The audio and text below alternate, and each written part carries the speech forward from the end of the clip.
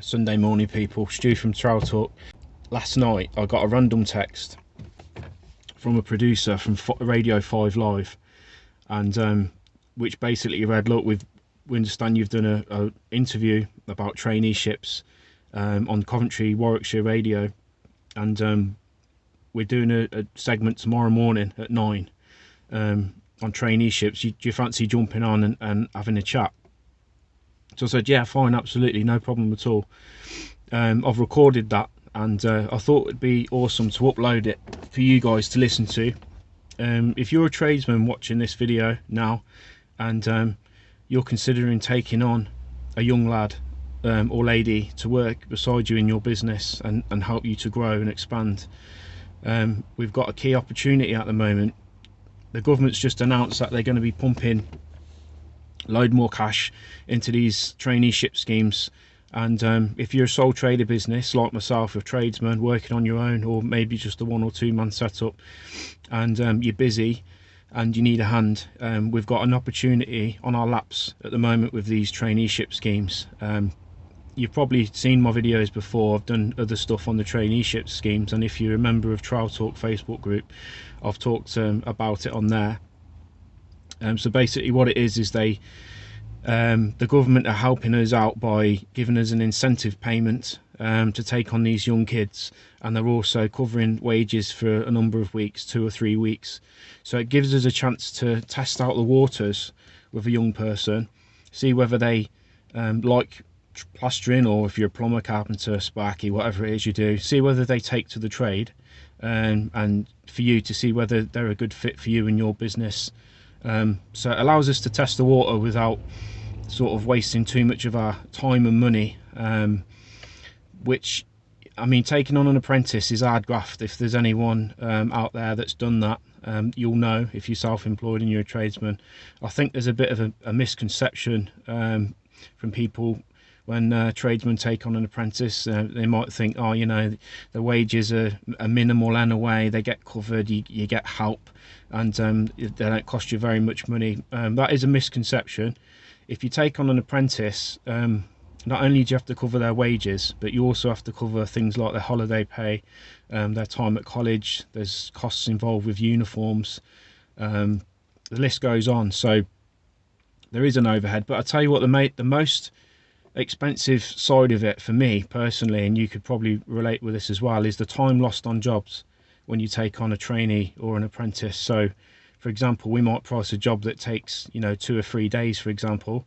If you've got an apprentice beside you, or a kid that's, you know, completely clueless, he hasn't done any construction work at all before, by you training him and having to shadow him and watch that he doesn't burn the house down, for example, that's going to eat into your time that you've allowed for that job. So a job that might normally take you on your own 2 days, because you know how we work, we're against the clock, we bash these jobs out, we often work through lunch breaks, and time is money at the end of the day, isn't it? So if you've got an apprentice by your side, it's a case of switching things up and having to real slow things down, spend the time needed with them to train them and watch them and coach them and teach them and repeat yourself, and demonstrate how to do the job. That really does eat into your day, and then of course it's going to have a knock-on effect on your bottom line, and it's going to eat into your profit. So this idea of apprentices don't cost you much money and the wages are low, you know, it is a misconception. And at the end of the day, us tradesmen, we need all the help we can get, don't we? We need all the financial assistance that we can get from government to help us and to push us in the right direction, give us a head start. And really that's what this interview's about. I wanted to say more. I wanted to you know, be an advocate for trades really, and get behind us and, you know, sing our praises a bit more. But the interview was quite short. I hope I come across well. But yeah, I thought I'd upload it for you guys to have a listen to. And also, question for you: have you ever taken on an apprentice before? And what was the biggest challenge in doing so? Drop a comment in, because I'd be really interested to see your perspective on taking on trainees, and what are some of the challenges that you've found financially, and also being on the tools with them? What are some of the challenges that you face, and what puts you off taking on an apprentice? Is it just about money, or is it something else? Drop a comment in, and don't forget to subscribe and join the Facebook group, guys. Enjoy the interview, and I'll see you next week. Before I go, next week I'm going to upload a video on magnetic plaster. If you're on the Trial Talk Facebook group, you would have seen a little live that I did the other day in my son's room, where we had a little go at magnetic plastering. It's quite an interesting product, and I'm going to upload a full YouTube video for that one next week, so don't miss that, and keep your eyes out for that one. But have a great weekend, guys, and I'll speak to you soon. Let's talk about what this is meaning to employers and whether they think that T-levels are a good idea. Stuart Roberts is a plasterer based in Warwickshire, and Kelly Dunn runs a recruitment firm which covers North and East Yorkshire. Morning to both of you. Morning. Good morning.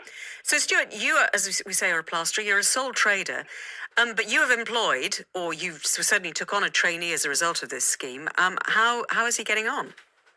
Good morning. Thanks for having me on today. Curtis, my trainee, is getting on brilliantly. So he's completed a 3-week placement with myself on the tools, and that's actually led to an apprenticeship for Curtis now, which he started last month. So it's been a success for me, yeah. So this was the local college got in touch with you, did they? That's right, yeah. City College, Coventry. They got in touch. They made me aware of the traineeship scheme. To be honest with you, my first initial reaction was, look, I've took young guys on before, and it's ended up costing me a lot of time and money, and I wasn't overly enthusiastic about it. But they said, look, we can take this thing out of this for you with this incentive payments, and also it's a wageless scheme. So to be honest, I didn't have a lot to lose by taking on Curtis for the initial few weeks. It allowed me to sort of test the waters with him, see whether he was a good fit for my business, and also for Curtis, he had that opportunity to see whether he liked plastering and whether he was going to stick it out. So it was a win-win. So did he come to you with some skills already, or have you had to train him up from scratch? No, he didn't have any skills at all. He's very young. He was 17, so he'd done a little bit of part-time work at McDonald's, and didn't have a lot of skills at all, to be honest, in terms of construction. So yeah, it's a case of training him up right from scratch. But he's obviously doing all right. He's doing very well. He took to plastering like a duck to water, if I'm honest. He's enthusiastic, and he's got a lot of energy, which is what we need if you want to be a plasterer. Well, absolutely. And we need plasterers. Let's face it. Let's talk to Kelly. I mean, that's an interesting example, isn't it, from Stuart? And obviously, some of the appeal is the fact that he could take on this guy without having to pay him a wage initially.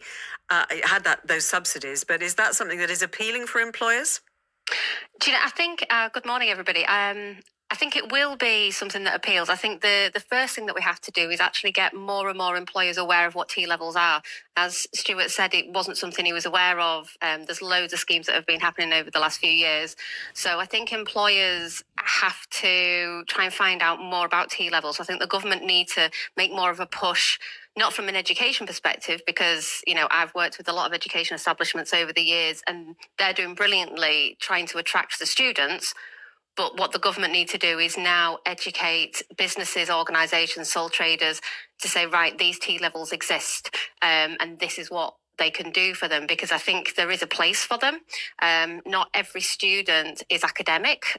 So some want to go down the A-level route, some want to go down the apprenticeship route, and I think the T-level is a good hybrid model. And I think that they will provide really, really good qualifications and work experience at the end of it, as long as that education piece is there with employers across the country.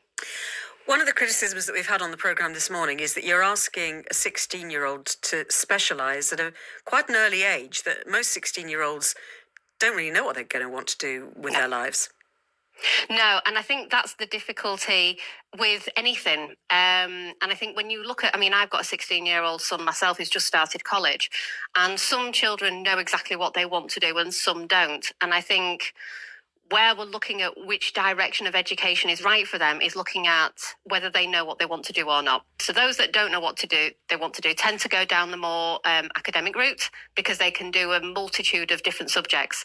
Those that have got a set idea, so maybe, they want to go into plastering and things like that, then actually the T levels and things are a really good route into that. So I think it's on a case by case basis what the children want to do. But again, that goes back to education at school and having more careers conversations with the children when they're at school before they need to make these decisions of going to college, going to do A levels, T levels, apprenticeships. So, we need to really sort of bring it right back. So when they're maybe taking their options in year 9, start careers conversations as early as possible and give them the influx of careers that are out there to make them kind of start thinking about different ideas. Do you want to go into engineering? Oh, what does that entail? Well, this is the plethora of engineering roles that are out there. Do you want to go into the care sector? Do you want to be an accountant? Do you want to go and work in human resources? I think if somebody wants to be a vet or a doctor, there's a very clear career goal and you know where you need to be. But if somebody doesn't know what they want to do, which is the majority of children, actually what they need is the support to go, well, there are so many other roles in your local area that you could look at. And, getting employers from the local area to come in and talk to the children at schools will help them form those ideas. So when they do go to college, they have more of an idea of what they want to do and where they want to do it. I'm quite interested, Stuart, to know how you got into plastering in the first place. Did you know at 16 that that's what you wanted to do? Well, I knew that I wanted to work with my hands. So at school, as Kelly touched on, not everybody's sort of academic and cut out to sit behind the desk on a computer. I was sort of one of those kids I was good with my hands. I'd get a lot of praise from my woodwork teachers and my art teacher. But when it came to sort of the academic side of it, the IT and English and maths, I was okay, but I wasn't great. So I chose to go down the road of working with my hands just because it what came naturally to me. And I think Kelly mentioned about employers visiting schools and showcasing, some of the ideas behind what they do, working as a tradesman, for example. I think that would be fantastic because it would give kids a real insight into some of the benefits of working as a tradesperson, because there's a bit of a stigma, isn't there? There's a bit of an image with tradespeople that I think puts a lot of kids off. Yeah, not many kids are choosing to go into the trade, and we know there's a massive skills shortage. Most tradesmen are sole traders, so I think it's a case of linking up these kids with sole traders and again giving them an insight into what's it like working as a sole trader and what are the benefits, and by bringing people in and demonstrating that in school, it might push kids more into that line of work. Yeah, I tell you what, it sounds like you and Curtis should go into his college and talk to them because it sounds like you're a great example. But final thought from you, Kelly, on this, because the fact that the BTECs as well have been successful for a lot of kids going through who don't want to do A levels. Are you concerned from your point of view that actually we could be losing quite a valuable thing if the T levels eventually replace BTECs? Yeah, I think there needs to be a place for everything. I can see that the government obviously want to reform the higher education and make it a lot simpler. But, BTECs do have a place, A levels have a place. And I think, what the government need to do is look at what the children need and what the employers need. So, BTECs are an alternative to A levels to stay within education. The T levels are a hybrid model of you get work experience as well. So you're not a full apprenticeship, you're at college, but you're getting some work experience. So I think everyone has its merit in the right way. I don't think we should be losing any of them. And I think what the government needs to do is actually listen to what the employers want. So the sole traders and the SMEs make up sort of 99% of the businesses in the UK. There's 6 million SMEs in the UK at the moment. That is what our workforce is. So what the government needs to do is listen to what they want out of their employees. And most of the time, it's behaviours and attitude. As Stuart said, you get the right person, as he's got in his apprentice now, who's got the right behaviours, the right attitude. You can train them, you can develop them, you can teach them the skills that they need. Now, that's not to do with necessarily the course he's done. That's just who this kid is. And he's got, he's switched on and he wants to learn. As Stuart said, when he was at school, he knew he wanted to work with his hands. So, that's kind of the direction he's gone in. So I think if we can work with the kids, excuse me, and really develop them personally as individuals and not try and shoehorn them all into one set area, then, the future of our workforce is bright. because every single person is different and every single person deserves the chance to shine. Really good to talk to you both. Kelly Dunn, who runs a recruitment firm covering North and East Yorkshire, and Stuart Roberts, who is a plasterer based in Warwickshire. If you have an experience of this, if you're doing a T level at the moment, or if you have a child who is doing T levels, then let us know. 85058 at BBC 5 Live. It's 18 minutes.